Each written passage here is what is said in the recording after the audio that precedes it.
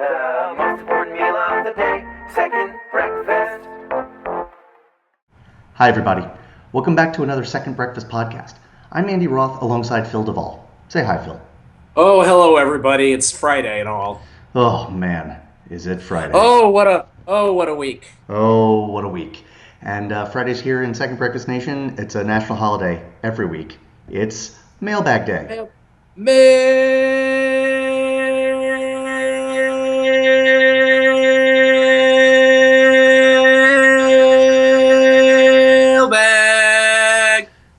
As Phil pronounces it. I was waiting for you to give me the sign and you didn't, and I was like, I'll call your bluff. I'll do this all day long. The people just listening to us, I'm sure, appreciate the foghorn. We have fascinating questions today, Phil. Fascinating. I love them. It's a good day to be a mailbag responder. Mm-hmm. It's true. It's true. As per usual, everybody, if you want to get in on the crazy, funky mailbag action, email us your question to secondbreakfastpodcast@gmail.com, and Phil and I will read it and answer it on the air because we crave attention. I thought we did it because we crave understanding and enlightenment, but that's fine. What else? I mean, we do, but slightly less than we crave attention. Okay. I mean, unfair? Unfair? I'm not ready for that level of self-awareness. Oh, okay. Fair enough. Not there yet. Not there yet. Not today. Maybe tomorrow. Not today. Maybe tomorrow. Okay. Exactly. Alrighty. Let's go. Honestly, these questions are yeah. Let's dive in. Fantastic. First one from frequent contributor to the podcast and to the mailbag, Anthony. Hello, Anthony. It's nice to see you again. Or Del Rio? From you. Yes, indeed. He has an interesting mind, this Anthony Del Rio. I don't know him. You know him. I do. You don't. Based on both his questions and his opinions, he seems like an interesting fellow, and I appreciate that about him. He is an extremely interesting fellow. All right. So I don't doubt this question will be an interesting question. And indeed it is. Dear Second Breakfast, polite as always. Very polite. In your latest mailbag, you discuss flops, but you don't actually define what a flop is. You mention After Earth and Green Lantern. I'm a little surprised you didn't include John Carter. That's fair. As examples. But all of those films managed to make their production budget back in box office alone. I know there were also significant marketing costs tied to the films, but DVD Blu-ray sales will probably cover that. So, what's a flop? Is it all about the money, or is it more about the reception of the, or is it more about the critical reception of the film? Other examples? Thanks. First of all, what is going on behind you? Is that a train? No, I can't even hear it. Okay. No, I've got some crazy sound stuff going on. I believe you. Okay. So, you want to go first, or do you want me to go first? I want to say this first. The answer is both, Anthony. Because the reason I say that is people discuss commercial and critical flops. Like they do break it down that way, right? I mean, and the death knell when something is both a commercial and a critical flop. I don't know that I've ever heard something considered a flop in terms of all of the critics liked it, but popular opinion was that it wasn't very good or not very popular. In other words, critical opinion sort of stands in for both, the seasoned, like the movie critic mind and, the vox populi, if you will. Ooh, look at you. Right? See that? See what I did there? That's Latin. It is. It's funny that that's Latin for popular voice when, or the voice of the people when no one speaks Latin anymore. So it's an ironic choice of terms. Well, I mean, sure. I'm nothing if not ironic. But yeah, I mean, I think that's all I want to say as sort of preface to it. I mean, you're right. John Carter was a flop, which makes me sad because I liked it. You want me to jump in here? Please do. Anthony, you know what a flop is? Whatever I say it is. That's what a flop is. I'm actually not even kidding. Like I say it kiddingly, but the answer is whatever we decide is a flop. It's totally perception. I completely disagree with you about your what you said about After Earth, Anthony. You said that it made back its money in gross alone. Okay, it made back its money in worldwide gross for the production budget. The production budget was $130 million. And absurd. Foreign and domestic together, it has only made 172 million, which will not cover production and marketing. It won't. It will not. But in the long run, it will technically make its money back. Right. But we're Americans. I don't care about other countries when it comes to movies. Now, hear me out. I'm not saying I don't care about people from other countries or their well-being. I'm not saying that other cultures don't matter. I'm saying, realistically, After Earth was made primarily for an American audience. You know how I know? They speak English and are starring Americans and is directed by an American. That's a fair point. Yeah. And in America, this movie that cost $130 million made so far just under $58 million. Anthony, that's a flop, man. That's a movie that hasn't, like, to me, here's an example. I would say, I think a movie needs to make back, and this is totally ethnocentric comment, and my ethnicity being American. Sure. This is an ethnocentric comment. I think a movie should make back what it cost in America alone, and make it back and more than that by a good margin for me to consider it not a flop. You say like 1.5 times, 2 times? I don't know. Definitely not. So, for instance, if it cost $130 million, for it not to be a flop in America, I think it needed to make between $150 and $200 million. Okay, fair enough. Yeah. Now, everything I've just said is there's no there's no look. Right, that's your. This is not a right. This is not a science. Right, that's your algorithm. It's the art. It's the art of the flop. It's Indeed. not. But I think, and John Carter was a flop, and Andy and I liking it, and Andy liked it way more than I did. But Andy and I liking it, I think it's a movie that will go down as, in the long run, as underrated. Yeah. And misunderstood, but certainly a box office flop. But the word flop, okay, it's a great word, by the way. It's a wonderful word. Falls flat. The onomatopoeic aspect to it is just marvelous. The idea here clearly is that this is a movie that didn't live up to expectations. Right. And that's a very nebulous way to, that's a very ambiguous idea, okay? So... I mean, yeah, but I'm not sure. I mean, yes, I agree with you, but I think in practice it's less ambiguous. Like, no one... Mud is going to come in... I mean, is it going to break the top 50 in terms of box office for the year? Right. Likely no. But there's literally 0 people from the most pie-in-the-sky cinema romantic to the most hard-bitten studio executive that would call it a flop, right? It's sort of like the Supreme Court opinion or definition of pornography. I know it when I see it. That's what I was going to say. I was going to say that. Sorry. I don't know how to define porn. No, I love it. I love that you said it. Yeah. We're on the same wavelength. Yeah. I don't know how to define porn. This is the Supreme Court saying this. I know how to define it. Right. But I don't know how to define porn, but I know it when I see it. And I think that's the deal. And the reality is... It's actually obscenity, not obscenity. Porn. Obscenity, right. There's a phenomenal song about obscenity right after that Supreme Court thing was heard by one of my favorite musicians by the name of Tom Lehrer, and he sang a song called "Smut," and it's pretty glorious. And he's singing. He says, "I do have a cause though. It's obscenity. I'm for it." And then he sings a song about how great smut is. As the judge recalled the day that he acquitted my Aunt Hortense, to be smut, it must be utterly without redeeming social importance. Yep. Anyways, sorry, that's a total sidebar. But anyways, it's the same with a flop. I would say the weight, if you had to weigh between critical acclaim and box office, the weight falls on box office. Because, for instance, Transformers movies are not flops. Right. That's true. You're right. But you might call them a critical flop. Yes. But again, I think then people would go, yeah, but so what? It made squajillion dollars. Right. On and opening there are also other words that function as critical flop. It was panned. Critically panned, universally panned. One of my favorite terms. That's a nice one. So yeah, I mean, I think that's right. I think that's right. The two flops that I want to bring up. First off, and I say this, and I want to be real clear, they have become almost part of Hollywood lore, so I have no idea what they made, either in a vacuum or as relates to their production budget. I have no idea. But Cleopatra Yep. with Elizabeth Taylor. And the sense I get was that it was just kind of an okay movie, but that it was the reason it was a flop was because its budget for the time was totally just beyond the pale exorbitant. $44 million in 1963. Oof, goodness. Does it have the box office there?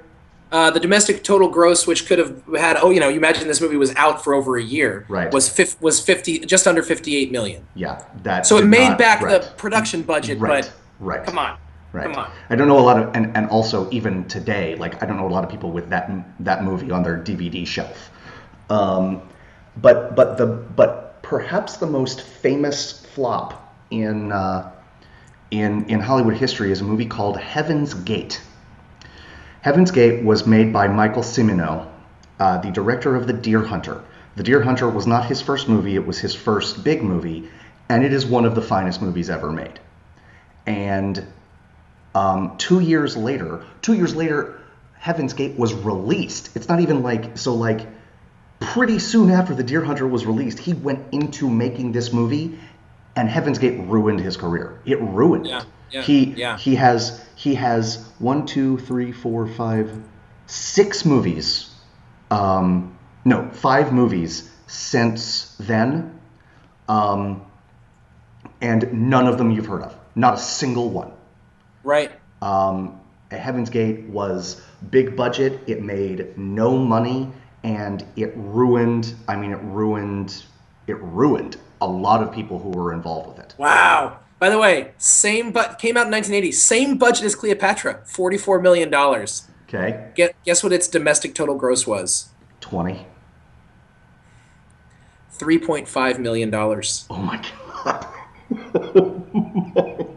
Let me say that again. $3.5 million.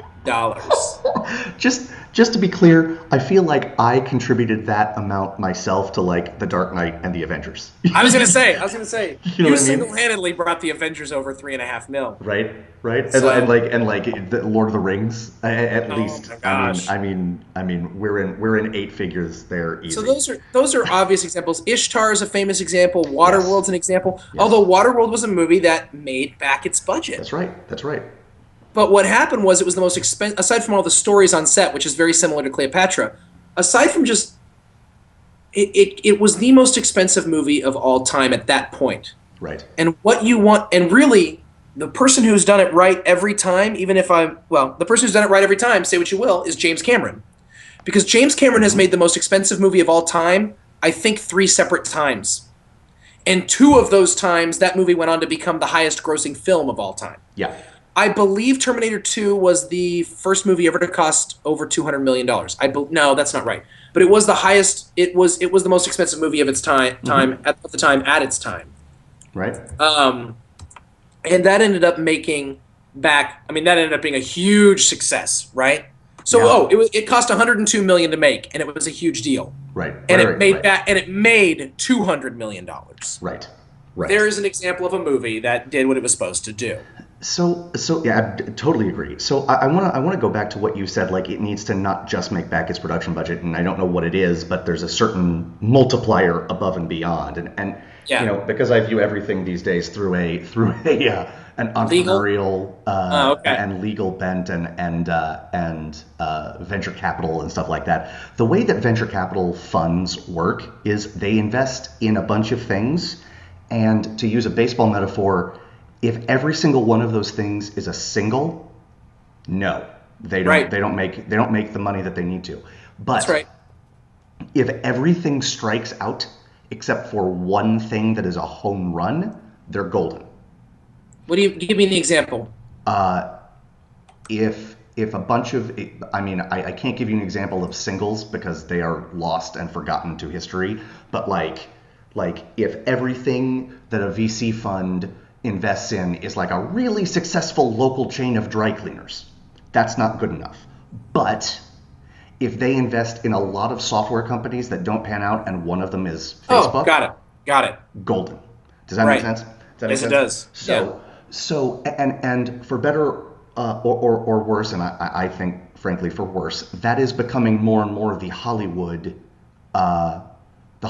model.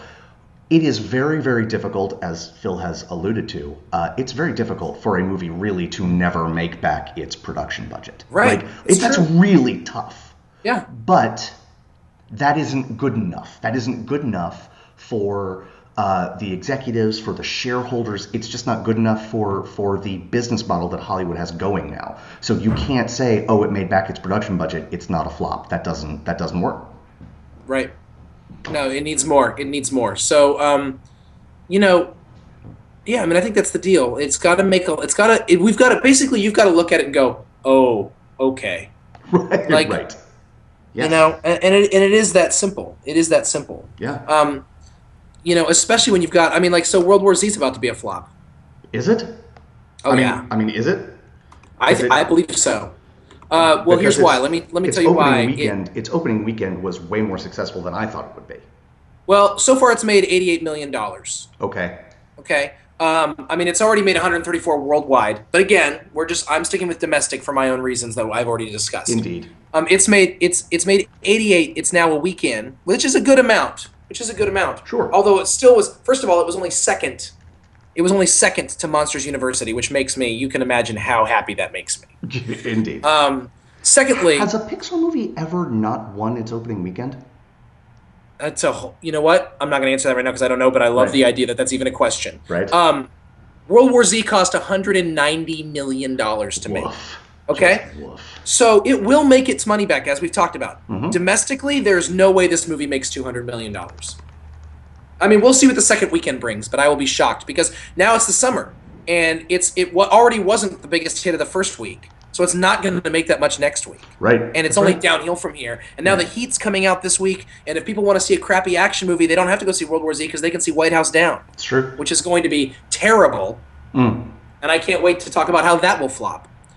Mainly because of Schadenfreude and how much I hate Roland Emmerich as a filmmaker. I don't know him as a person. He might be lovely.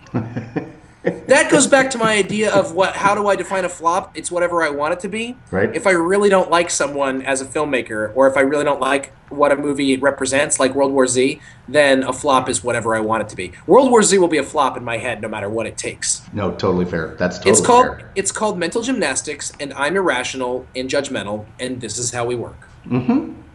Agreed. That's all I think I have for this one. You? I think so. Let's move on to your question. Fantastic. You want me to ask the question? Okay. I do. I don't know the person. I don't even know the person's name. So. The next question comes from friend and frequent listener of the podcast, Rod. Hello, Rod. And hello, Rod. Rod, here's Rod's question. It's very simple. My wife and I just bought a movie theater. What's the first thing we should show? First of all, with apologies, this is a real thing, yeah. And I love this. This guy, he and his wife, he quit his career, his job, and moved up to Oregon with his family, wife and 2 children, and they bought a movie theater and are making it their own. You gotta love this guy. With all due respect, and that is not an inconsiderable amount, to literally every person who has ever submitted a question to the mailbag. This might be my favorite because it's real. It's real. It's not a hypothetical. It's not a hypothetical. Yes. This is the real situation. Yes. Oof. Such a fan of this question. And there are a zillion different ways you can go with it. A zillion.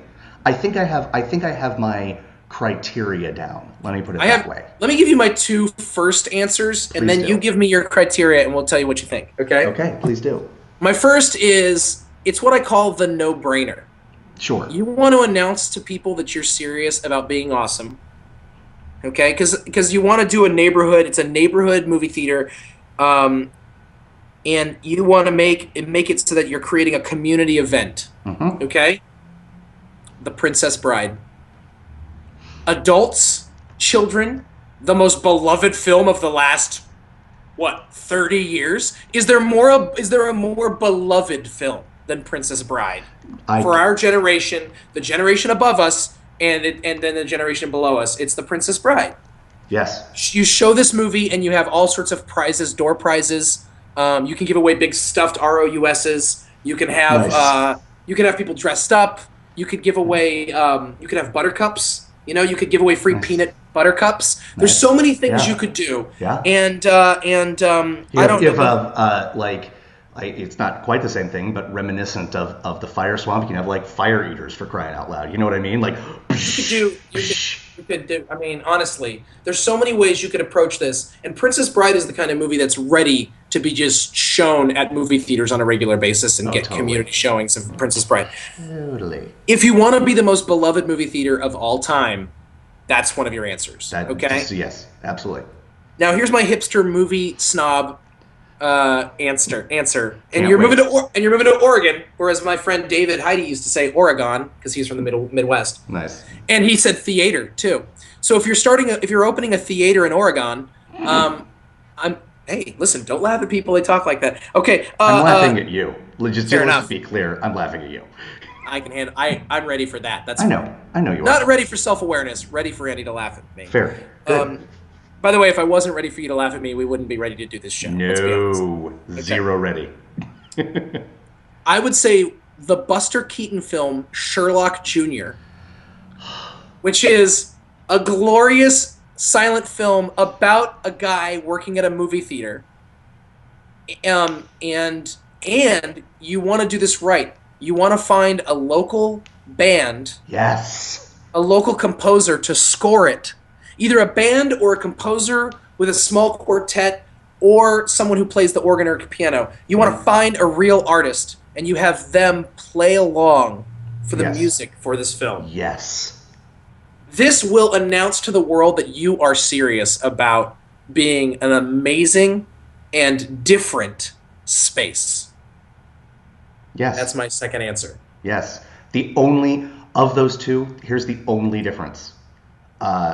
One word, I suppose, one word for you, two words for me, is different. You said Sherlock Jr., I say Steamboat Bill Jr. Okay. That's it. Why? Because the last 20 minutes of that movie are utterly exhilarating. Not that the end of Sherlock Jr. I agree. isn't. No, I agree.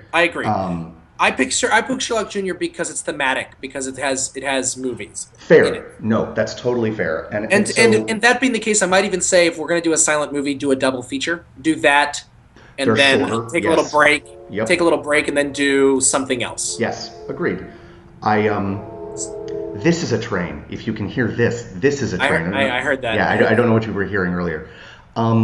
So here are my criteria, and they're not all must-haves, but they're all. But you have to have at least some of these, right? It has to be. The most important word of anything you said was when you called what the Princess Bride would be an event.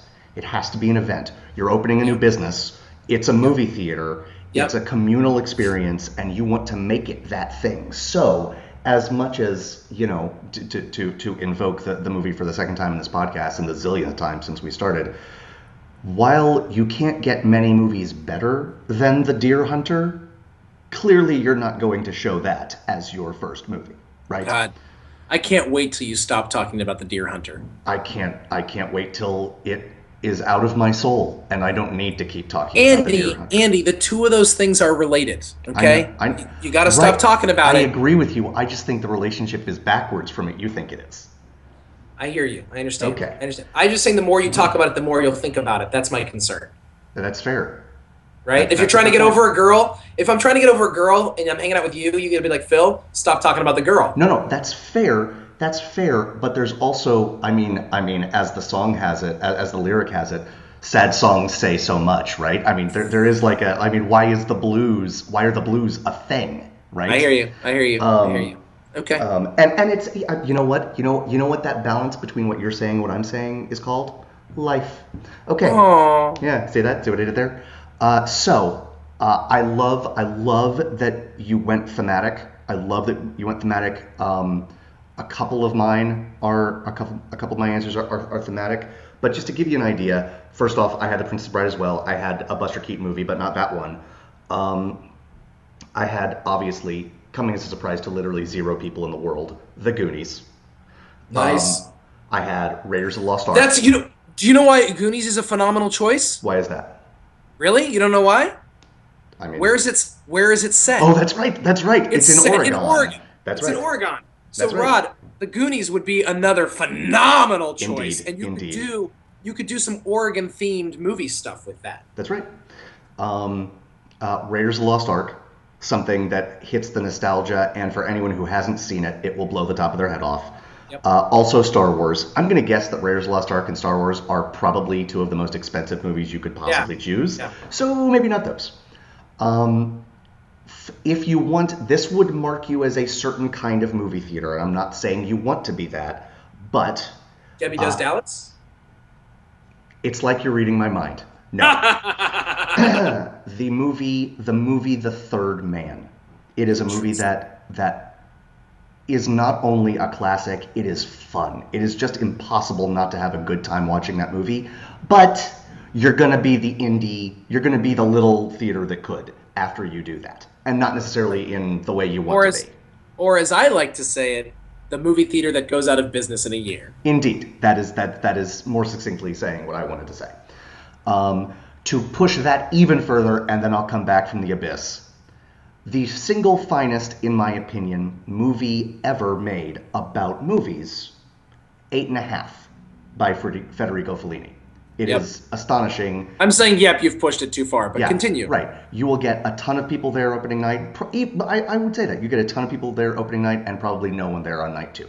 Well, I wonder if your first movie would only be a one showing, a one-off. Fair, right. But whatever you showed on night 2, I don't know that you'd get anyone there, is my point. Yeah, you're right. Casablanca. Oh, yeah. I mean, come on. Right?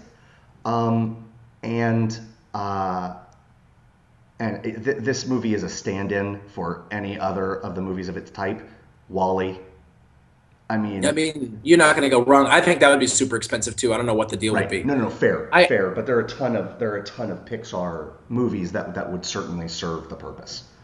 And my final answer, although we could do this all day.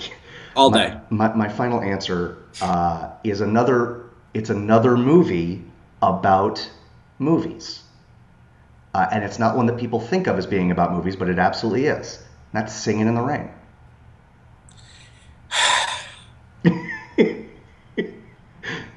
Yes. I just want to cry. Honestly, singing. If you look, I know people don't always listen to every single show we do. A couple weeks ago, I saw Singing in the Rain outside in the park, and it made me realize that Singing in the Rain is easily one of my top 10 favorite movies of all time. Sure. And it does movies that are about movie making can be so obnoxious. And insidery, and this movie doesn't feel that way at all. No, totally accessible. Pure bliss. I think Singing in the Rain would be a phenomenal choice. You could hand out umbrellas. Yes. Yes. You could literally just go and you could do. You know what you could do, and you can't. You could literally go to thrift shops.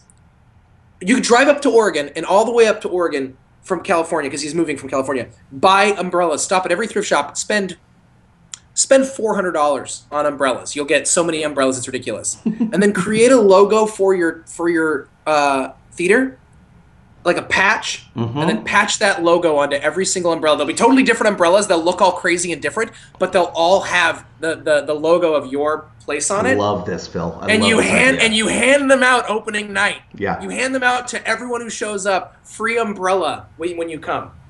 Love it. I love that. Come on! Oh man.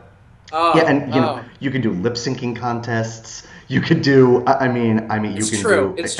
You could take this one, and then once a year on the anniversary of your opening, you show Singing in the Rain, and you could make it a festival. Yeah. Because one of the things, I know more about Rod. Obviously, you don't know him at all, but I know he told me the whole story of, or at least enough of the story to make me think it was the whole story of how they bought it and how they came about that decision. And one thing that I know is really important to him is creating a community around it. Really, and that's why I told him, you got to check out the Alamo Draft House in Houston, the New Beverly in LA to a lesser extent. It does a really good job of programming, but I don't know that there's a full-on community around that place because LA doesn't have, what's that thing called? Community. So what's that thing called? A soul. Nice. So Nice. I think that if you're interested in creating that kind of environment, I think you could do something where once a year you show that or do something like that.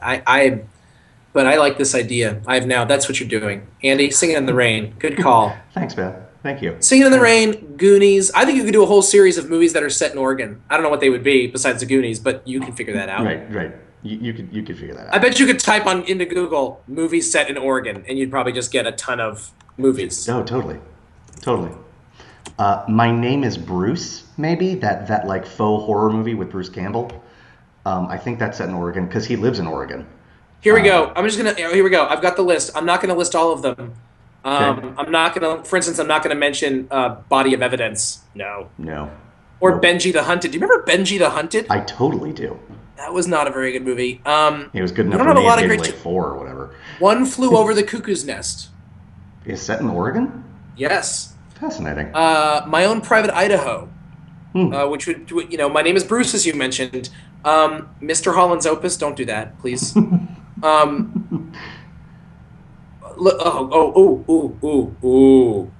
The Fog, the 2005 film. Yes. Or the Okay. original, right? I mean, they're both set. It doesn't say that, but it could Oh, be. interestingly, it might not be if it's based. Because I mean, Oh, I can't even believe it's taken me this long to say this.